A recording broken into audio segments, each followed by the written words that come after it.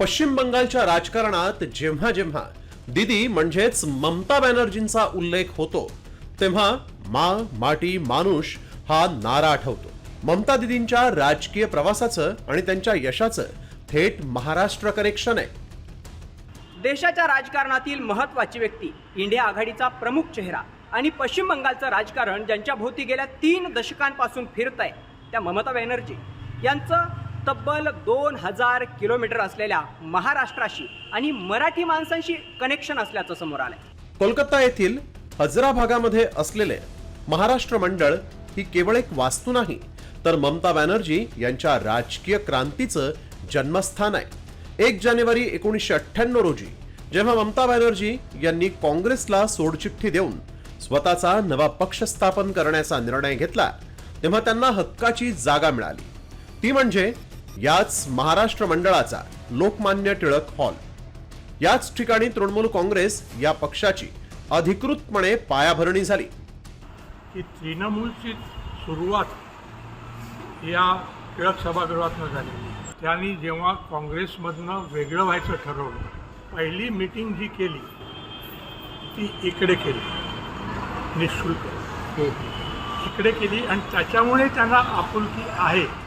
ममता दीदींचं महाराष्ट्राशी असलेलं नातं केवळ पक्षाच्या स्थापनेपुरतं मर्यादित नाही तर 34 वर्षांपासूनची डाव्यांची सत्ता उलथवून लावून जेव्हा 2011 मध्ये ममता बॅनर्जी ऐतिहासिक विजयानं मुख्यमंत्री झाल्या तेव्हा त्यांनी आपल्या आमदारांची पहिली अधिकृत बैठक कुठल्या पंचतारांकित हॉटेलमध्ये नव्हे तर महाराष्ट्र मंडळाच्या लोकमान्य टिळक सभागृहात घेतली आणि सुरू झालं बंगालमध्ये ममता पर्व।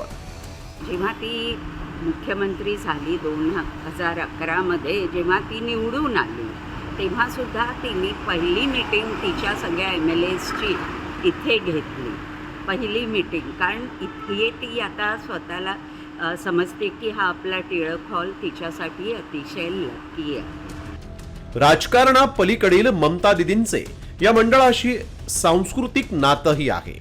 त्या दरवर्षी न चुकता महाराष्ट्र मंडळाच्या गणेशोत्सवामध्ये सहभागी होतात। बाप्पाची आरती करणं असो किंवा तिथल्या मराठी बांधवांशी संवाद साधणं, दीदींसाठी हे मंडळ आपल्या कुटुंबासारखंच आहे। बंगालमध्ये राहणाऱ्या मराठी भाषिकांसाठीही दीदींचं हे प्रेम अभिमानास्पद आहे। जेव्हा ती मुख्यमंत्री झाली आणि तिने त्या खुर्चीवर बसली मुख्यमंत्रीच्या, तेव्हा तिने या ट्रस्टींना बोलावलं होतं की बघा तुमची मुलगी आज या मुख्यमंत्रींच्या खुर्चीवर बसली आहे, ते तुम्ही बघायला या आणि मला आशीर्वाद द्यायला या। एवढंच नाही तर मराठी भाषिकांनी ममता दीदींच्या कामाचं कौतुकही केलंय। आम्ही परप्रांतात राहून आम्हाला ते लोक मदत करतात। आम्हाला नॅचरली आज कोणी तुम्हाला मदत केली तर तुम्ही डेफिनेटली त्याचे आभार मानाल। आम्ही तसेच आभार मानतो त्यांचे। ममता दीदी आणि महाराष्ट्र मंडळाचं हे अतूट नातं पक्षाची स्थापना असो किंवा सत्तेची पहिली पायरी, महाराष्ट्र मंडळ या प्रवासात कायमच त्यांच्या सोबत राहिलाय। म्हणूनच बंगालच्या राजकारणात या कनेक्शनची चर्चा नेहमीच रंगत असते। आता मराठी माणूस ममता बॅनर्जींच्या अस्मितेच्या राजकारणाला महत्त्व देणार की मोदींच्या परिवर्तनाच्या घोषणेला, याकडे महाराष्ट्रासह पश्चिम बंगालचंही लक्ष लागलेलं आहे। भरत मोहोळकर, साम टीव्ही न्यूज, पश्चिम बंगाल।